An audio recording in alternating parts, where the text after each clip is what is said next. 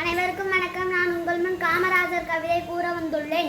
அரசியலில் ஆள வந்தவராம் விருதுநகரின் வீரனே, வியக்க வைத்த விந்தையே, படிக்காத மேதையே, பல ஆயிரம் பள்ளிகளை பகிர்ந்த பகுத்தறிவு பகலவனே, எளிமையின் ஏகாந்த தலைவனே, ஏற்றத்தை காண்டோ முன்னாளையா, மதிய உணவளித்த மனித நேயம், மக்களின் தேர் துடைத்த மக்கள் செல்வனே, கரை வேட்டி கட்டிய போதும் கரைப்பட்டியாத கைகளையா உமது, அணைகள் பல கட்டி கட்டிய போதும் அசர வைத்த அதிசயமையா நீ, கதர் வேட்டியுடன் வெளிநாடு சென்று தமிழனை தரணிக்கு அரங்கேற்றிய தங்கமோ ஐயா நீ, தென்ன கத்த தென்றலே உன்னால் வடக்கையும் வெற்றிகள் குவிந்தன, தொழிற்சாலைகள் பல தந்த தொழிலாளியின் தொண்டன் ஐயா பாரத ரத்னாவே, உழைப்பால் உயர்ந்த வல்லறிவரே, ஊருக்கு உழைத்த உத்தமறிவரே, நாட்டிற்காக வாழ்ந்த நல்லவரிவரே, தன்னை மறந்து பிறரை நினைத்து தன் வீட்டையும் மறந்து நாட்டிற்காக வாழ்ந்தவரிவரே, அணைகள் பல